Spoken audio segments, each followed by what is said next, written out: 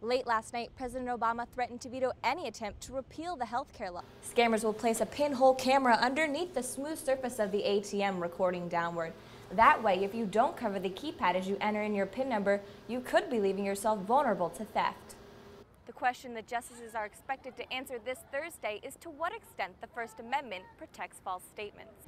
Many people's first reaction when they see snow on the hood of their car is to turn their wiper blades on to clear it off, but oftentimes underneath that snow is a layer of ice, freezing the blades to the glass. Thousands of realtors have gathered here in front of the Washington Monument. With the proposed bill, the same taxes you end up paying in these stores, you could also end up paying online and at home. If Congress doesn't decide to act by Friday, student loan rates will automatically double starting July 1st. This Maryland farm doesn't accept federal subsidies, but 83% of all farmed acreage depends upon the type of crop insurances that the new farm bill offers. Republicans are slated to introduce that legislation sometime tomorrow. Like Lou Holtz and Ara Parsegian, if Brian Kelly brings home a national title Monday night, fans visiting the Notre Dame Stadium could be walking through a Brian Kelly gate sometime in the future.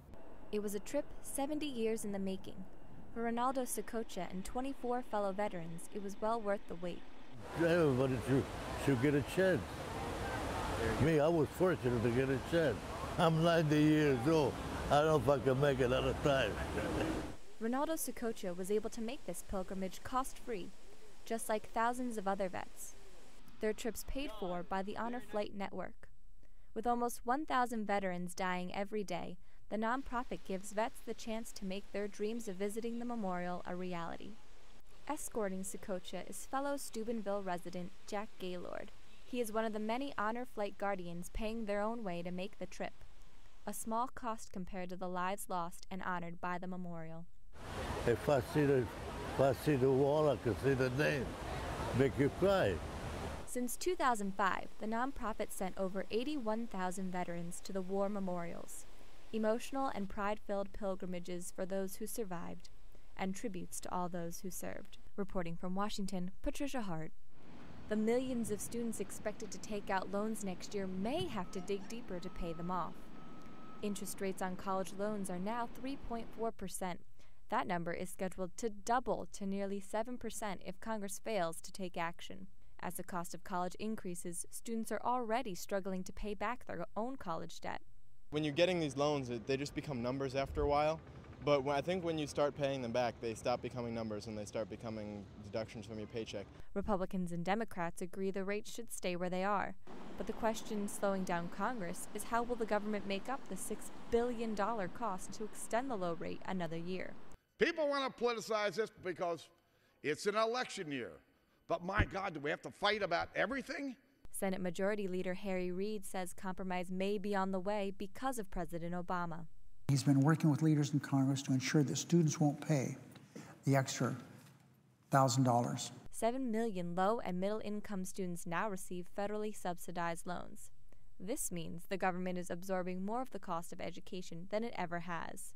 If Congress doesn't decide to act by Friday, student loan rates will automatically double starting July 1st. I'm Tricia Harte, reporting from Georgetown Law School. This week, the Supreme Court will decide whether faking heroism is protected free speech. The 2006 Stolen Valor Act made it illegal to lie about being awarded a military medal or honor. Opponents of the law say it restricts free speech.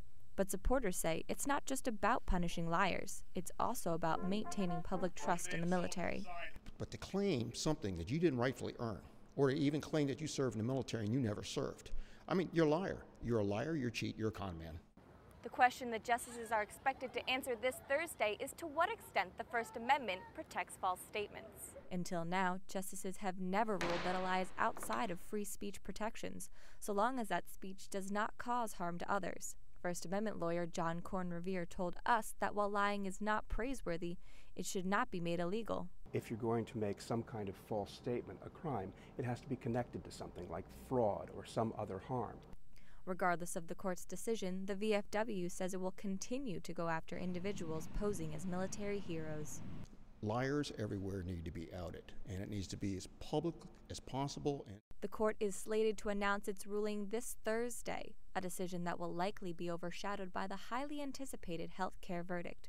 Reporting from Washington. Today, 11,000 real estate agents rallied Washington for increased attention to what they believe is the cornerstone of the economy. For every house that's sold in the local economy, that's $50,000 to $60,000 put into the local economy from every house sold. It is $1.5 trillion of the GNP. Agents told us that there is still a considerable amount of fear in the marketplace, with many people thinking about renting instead of ownership. Thousands of realtors have gathered here in front of the Washington Monument to ask the government to protect and rally for the American dream. According to some of the realtors we talked to, realizing that dream could occur with a little help from the government. By relieving the burdensome taxes, making short sales easier for buyers, or changing the way appraisals are done, some realtors hope that the government can help reinstill public confidence. When you sit in someone's living room versus just being in Congress or in an office building somewhere, it's a whole different story what's going on in their lives and their homes, and we know that. Real estate markets have seen some improvements since January, but many realtors urge Congress to first help prevent more homeowners from falling into foreclosure. Reporting from Washington, Tricia Harte.